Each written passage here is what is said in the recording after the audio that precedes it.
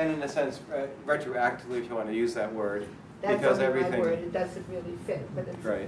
Trying to convey something. No, certainly. I mean, there's.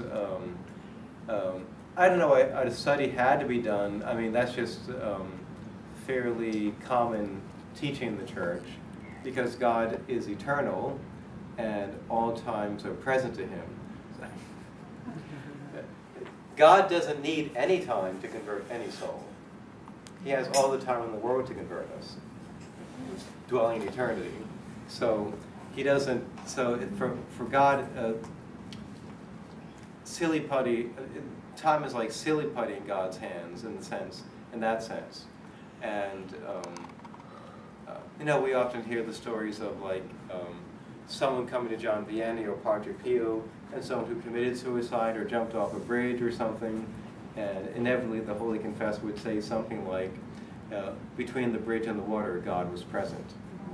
And that's always the case, certainly.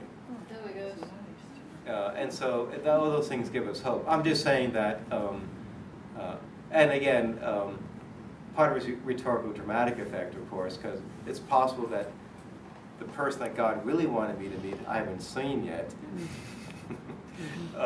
Or I'm just missing people every day by the boatload in Lawrence, and I'm just like incompetent in my job. So that's the other possibility. Question? I was going to have you repeat something, but it's too late. Oh. It was a phrase you used. It's okay. Oh, okay. Sorry. You think your rosary prayer helped his soul? What's that? Your rosary, you were saying, Mm-hmm. it might have helped his soul? Certainly. Yeah. I mean, right. Yeah, I mean, the reason most people who commit suicide obviously probably suffer some type of depression. Yeah. It could be possibly mental illness. So obviously, God judges all those things. Yeah. So it's not. I mean, for someone to, what we used to say in terms of being condemned or things like that, you would have to be. You would have to be more like. Well, I don't want to give names or something like that, but it's just basically you'd have to be sort of like completely rational about it or something, and thinking, there have been some philosophers who have said things like, well, since I'm going to get old and lose my memory anyway, and my body's going to decay and things like that, I should just commit suicide in the vigor of my life while I still have everything, and just toss your whole life away. And people like that may not fare very well in the Judgment Day. That's all. Oh. It's more. I mean, so. It's just, in all these things, it's simply being present. God's always present, and so we have to be present as well, to the families of those people who suffer.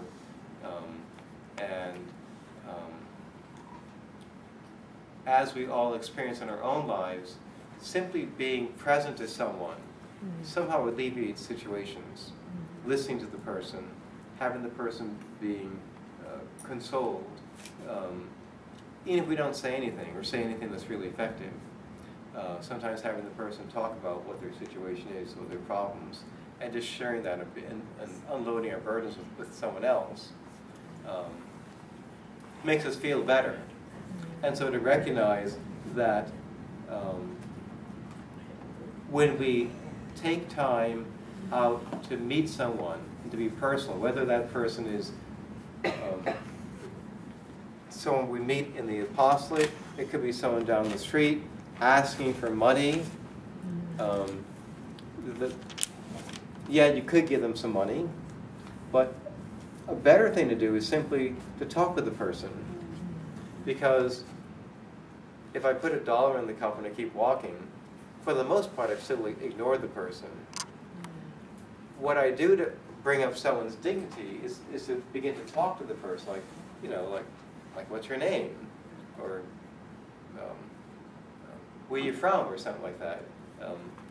Can I get you something? Do you want something to eat? Those things help us to raise up the level of our common human dignity.